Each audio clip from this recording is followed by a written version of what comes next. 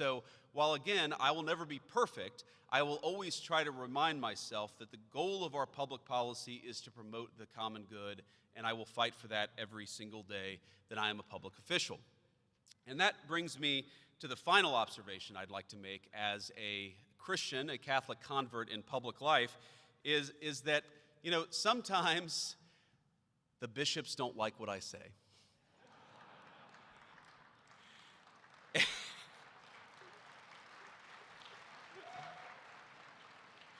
And I'm sure, by the way, sometimes they're right and sometimes they're wrong. My goal is not to litigate when I'm right and when they're wrong or vice versa. My goal is to maybe articulate the way that I think about being a Christian in public life when you also have religious leaders in public life who have a spiritual duty to speak on the issues of the day.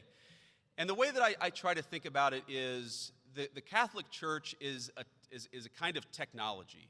It's a technology that was developed 2,000 years ago, and it's coming into contact with a technology that's about 10 years old, 20 years old, and that's, of course, social media. And what I try to remind myself of is that the clergy are important spiritual leaders. You'll sometimes hear people say, well, we'll let the clergy talk about matters of the church, but we can ignore them when it comes to matters of public policy. I think that's the wrong way to look at it. That's certainly not the right way to look at it for me.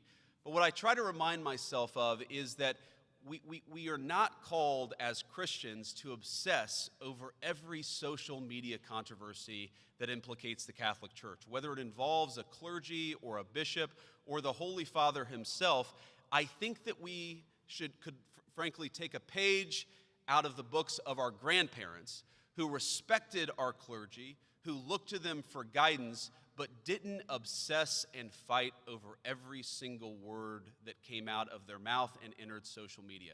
I don't think that's good. And I'm not, again, counseling all of you, but I don't think it's good for us as Christians to constantly fight with one another over every single controversy in the church.